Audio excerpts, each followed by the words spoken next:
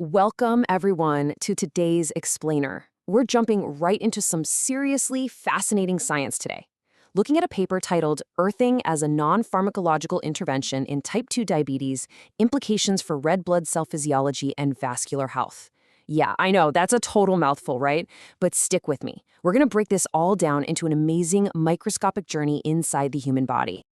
Think about this for a second. What if the absolute most powerful healing resource for our blood was sitting right beneath our feet? Earth. It kind of sounds like science fiction, doesn't it? But the research we're unpacking today looks at the very real biological connection between the Earth itself and our bodies. All right, let's start with Section 1, the microscopic vascular battlefield. So at the center of this whole systemic crisis is this relentless, vicious cycle. When blood sugar stays too high for too long, your body generates these things called glycotoxins. And these guys are trouble. They irritate the lining of your blood vessels, which triggers chronic inflammation. That inflammation then kicks off a massive release of unstable molecules, causing oxidative stress. And well, the cycle just keeps feeding itself, basically degrading the health of your cells over time. Now, let's look at exactly what's causing that oxidative stress. The fancy scientific term is reactive oxygen species, or ROS. But honestly, the easiest way to picture them is as these unstable, microscopic wrecking balls just swinging around inside you. Because they're unstable, they desperately want to balance themselves out. How do they do that? By crashing into your healthy cells and literally stealing parts from them. Over time, this just tears down your internal cellular architecture. Moving on to Section 2, red blood cells under attack. Think about a normal, healthy red blood cell. It's smooth, it's elastic, kind of like a squishy water balloon. That flexibility is absolutely crucial because these cells have to squeeze through tiny capillaries that are sometimes even smaller than the cell itself. But then, compare that to a glycated cell damaged by sugar and those oxidative wrecking balls we just talked about. It's lost all its bounce, it's rigid, it's covered in spikes, and the outer shell is just heavily damaged. So, what exactly happens when you fill your blood vessels with these rigid, spiky cells? You get a massive microscopic traffic jam. Because these damaged cells can't squeeze through those tiny microcapillaries anymore, the blood flow just stagnates. Your blood actually thickens up, and that cuts off vital, life-sustaining oxygen and nutrients from reaching your body's tissues. A huge reason for this clumping comes down to something called zeta potential.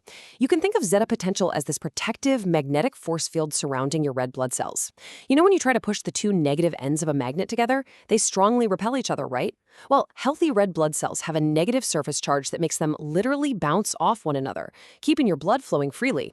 But those oxidative wrecking balls strip this force field right away, causing the cells to stick together like glue. Which brings us to Section 3, Earth's infinite healing electrons. Here is where the story gets really amazing. Our planet is constantly being struck by lightning, which charges the Earth's surface with a virtually unlimited reservoir of free negative electrons. This whole system is maintained by natural electromagnetic waves, known as Schumann resonances. And since the human body is fundamentally a bioelectrical system, making direct physical contact with the ground instantly bridges the circuit. It plugs us right into this limitless electrical supply. The very second your bare skin touches the earth, like when you're walking barefoot on grass or sand, a massive influx of those free electrons floods into your body. And guess what they do? They specifically target those unstable ROS wrecking balls. The electrons bind to them, give them the missing parts they've been looking for, and instantly neutralize them into stable molecules. It literally stops a cycle of oxidative damage right at its source. How cool is that? Let's look at Section 4, restoring smooth blood flow. When we compare these two states, in a diabetic condition, the cells are stripped of their charge and basically magnetically fused together. But in a grounded state, the Earth's incoming electrons instantly restore that negative defensive shield, the zeta potential we talked about. Just like those matching magnet poles, the cells suddenly start repelling each other again. This instantly unclumps the blood, thins it right out, and restores that beautiful, smooth, life-giving flow. And hey, this isn't just some wild theory. We have actual clinical proof here. Research conducted by Chevalier and his team took healthy participants and grounded them for just 2 hours. The results? They saw a physical, measurable reduction in blood viscosity, meaning the blood visibly thinned out. It significantly decreased the clumping of red blood cells and directly boosted that protective magnetic force field, the zeta potential. It took just 2 hours to physically change how the blood flows.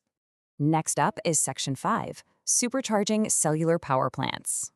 There was also this breakthrough study by Levy and colleagues where they tested grounding directly on isolated mitochondria, the tiny power plants inside our cells.